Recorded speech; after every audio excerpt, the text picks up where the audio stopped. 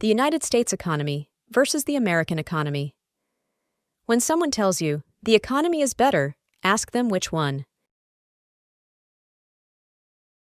The Wall Street Journal said in February 2024 that Americans were down on a strong economy. But which one were they down on? The real one or the other one? One economy is the production and exchange of goods and services as the decentralized, voluntary interaction of the American people. The other one is the government. It's a very different way to think about the economy than the way we are told to think about it. But what if this way is truer? Can the government be the economy? Not really, but the government regulators and economists will tell you that it can. They will tell you that it can be a command economy, like the USSR had, where government regulators control the production and distribution of goods. But that isn't really an economy, it's just government. Government control. Is the economy that we have now in the U.S. a real economy, or has it become more of a command economy? By which we mean government. It seems to be both, actually. For the time being, let's look. Stunning U.S. jobs growth of 353,000 far outstrips estimates. Investors rein in expectations of interest rate cuts after January payrolls come in at almost double economists' forecasts. Tom Simons, an economist at Jefferies, described the figures as stunning numbers that left him near speechless. If economists report that thousands of new jobs were created by the economy last month, it will probably cause stocks to drop. But why? Why would good economic news like that cause the stock market to fall? Because more growth in the real economy makes it less likely that the Fed will take action and change interest rates. The stock market has learned that the government economy is now bigger than the real economy. The stock market has learned, don't fight the Fed, because the so-called economy is now mostly government control and not real economic activity. When the Wall Street Journal says, quote, markets reacted harshly to January inflation reading, but the economic backdrop remains positive, unquote, then what exactly was this economic backdrop that they spoke of? Why is it positive? Is the so-called economic backdrop something different from the economy? No, it is the real economy. And it acts in a different way than the government economy. And the stock market knows that and knows the difference. The stock market knows that now, in the 21st century, that the government is more impactful than what is left of the real economy. Changing the interest rates is one so-called tool that the Fed uses to control the economy. When the Fed cuts interest rates, that causes economic growth, we are told. But growth in which economy? The real one or the government? The answer is mostly the government. Lower interest rates mean that the government will pay less to service its gargantuan debt.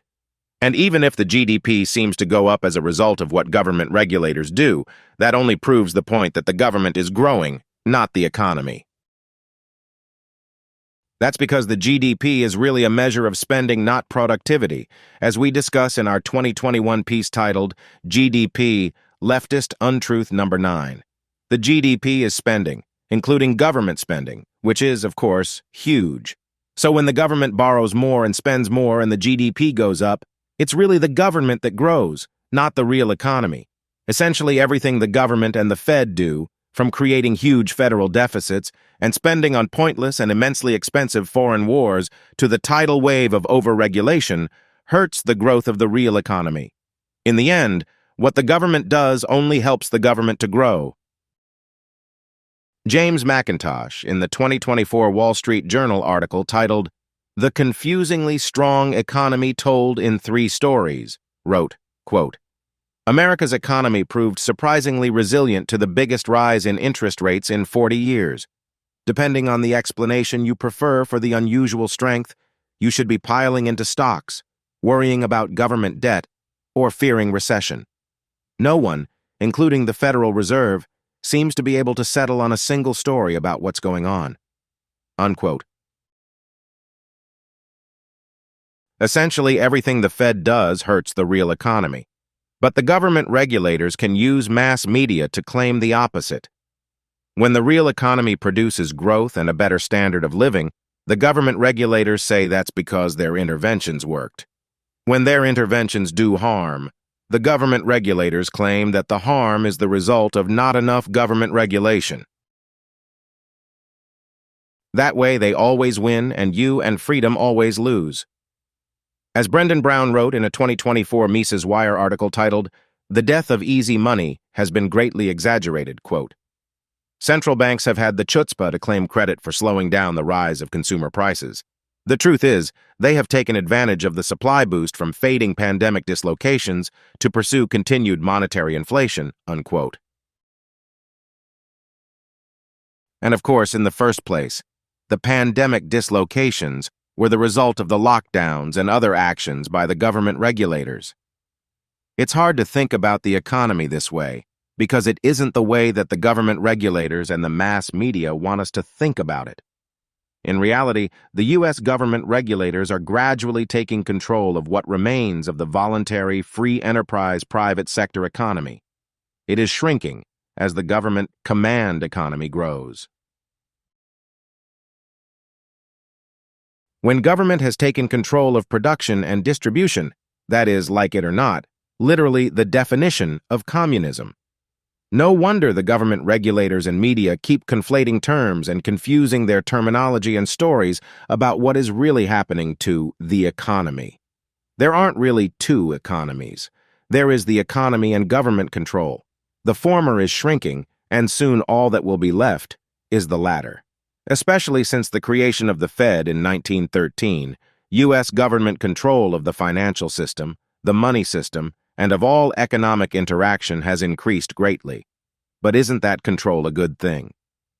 It prevents financial crises, except that it hasn't. It prevents inflation, except that it hasn't. What it has certainly done is to give government regulators an immense amount of control, and they use that control for wealth redistribution. They are redistributing the wealth earned by productive Americans to people who didn't earn it, including millions of people in foreign countries. The government regulators are using their control to distribute trillions of dollars to the mega-rich leftist parasites atop the big corporations here in the U.S., and to leftist NGOs, and to themselves, the government regulators. The Wall Street Journal article that we quoted, "The Confusingly Strong Economy Told in 3 Stories," includes this quote from a person interviewed for the story. "The politicians seem to be making out really good, and then everybody else is struggling," said Funk, who is 52 and an independent voter who backed Biden in 2020, unquote. Thank you for your interest in Rightful Freedom. Please help us grow by liking and subscribing and commenting. We would love your feedback, and see more content at our website, rightfulfreedom.com.